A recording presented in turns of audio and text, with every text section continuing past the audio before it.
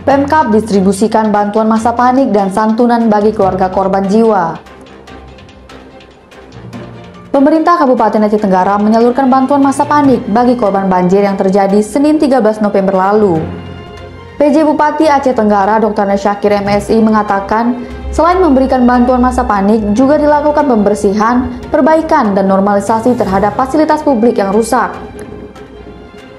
Sebagai upaya percepatan, seluruh OPD terkait didesak sigap membantu masyarakat. Kita dari jajaran pemerintah Kabupaten Aceh Tenggara beserta Forkopimda Kabupaten Aceh Tenggara pertama tentunya menyampaikan duka cita yang mendalam atas adanya korban jiwa dalam bencana banjir kali ini.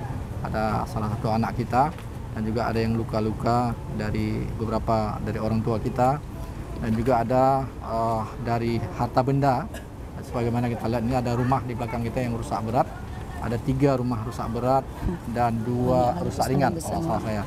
Nah tentu ini sebuah yang satu ikhtiar bagi kita bersama, butuh kerjasama kita dalam hal penanganan, terutama juga dalam penanganan di 14 hari pertama dalam masa darurat, yaitu dengan penanganan bersifat medis, kesehatan, kemudian pembersihan saluran, rumah dan jalan, kemudian dengan adanya dapur umum. Nah berikut tadi kita juga telah memberikan atau menyalurkan bantuan dari Kemensos berupa sarana alat-alat dapur dan kebutuhan sehari-hari yang ada, sehingga ini dapat memberikan dukungan untuk kembali hidup normal seperti biasa.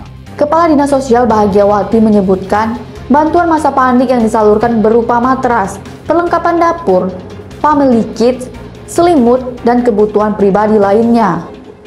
Secara bertahap juga akan disalurkan santunan bagi korban luka dan meninggal dunia. Baik, terima kasih. Pada hari ini melalui Kementerian Sosial kita menyalurkan bantuan paket kepada 120 keluarga yang terkena musibah bencana di 3 desa, Desa Pasir Puntung, Desa Kampung Baru, dan Desa Titi Pasir.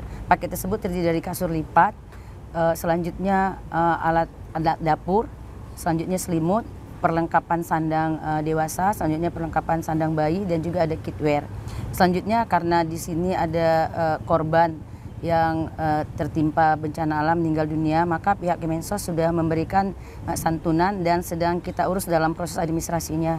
Mudah-mudahan santunan kematian tersebut akan disalurkan langsung melalui rekening ahli waris sebesar 15 juta rupiah. Menanggapi bantuan yang disalurkan Pemkab, Apni, salah seorang korban yang rumahnya rusak parah akibat banjir bandang, mengungkapkan rasa terima kasihnya.